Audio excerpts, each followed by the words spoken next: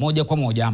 Tuvuke moja kwa moja hadi katika maeneo ya mahakamani hapa Nairobi, ambapo wanazungumza hao mawakili wanachama wa chama cha wanasheria nchini LSK kuhusu mageuzi katika idara ya mahakama ambayo wamekuwa wakiyapigania kwa muda sasa. Mwanahabari wetu Victor Ngaruya yuko kule, atupashe kama alivyokudokezea. Victor, kwa sasa tunafahamu lipi kutokana na msukumo huu wa LSK kwa mahakama?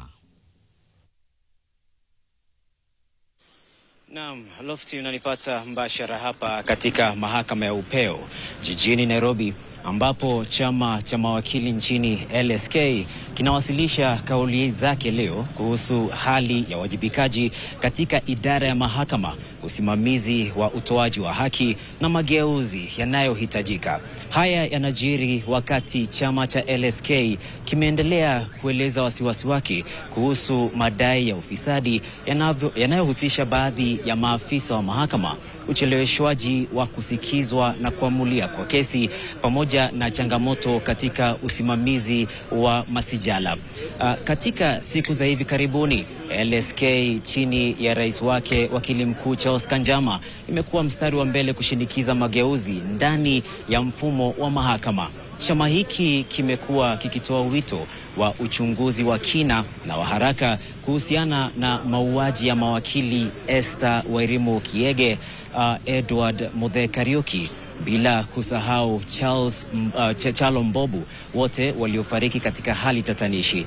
Pia wamekuwa wakitaka hatua madhubuti dhidi ya maafisa wa mahakama wanaotuhumiwa kwa ukiukaji wa maadili. Macho yote yameelekezwa hapa katika mahakama ya upeo na kile ambacho chama cha LSK kitakachowasilisha. Mwendo wa saa 7:30 wamesema kuwa wataweza kujitokeza na kuwasilisha hotuba yao. Kwa sasa narejesha husukani kwako Lofty. Naam, Ngaruya, tarehe 22 tuliona mawakili hawa waligoma katika maeneo mbalimbali na kusambaratisha shughuli za mahakama. Hii leo ni kuwasilisha hoja na kutoa hotuba, ama pia tunatarajia labda maandamano muundo kama wajuzi? Tofauti na tarehe 22 pale ambapo tuliona mawakili hao waliweza kuandamana kutoka pale mahakama kuu ya Milimani, wakakuja moja kwa moja hadi mahakama ya upeo na wakaelekea pia katika afisi ya Inspector General wa polisi. Leo hatutarajii maandamano yoyote, ila tunachotarajia ni wajitokeze na waweze kutupa hotuba kuhusu kile ama yale mageuzi wanataka kuona katika idara ya mahakama. Lofty.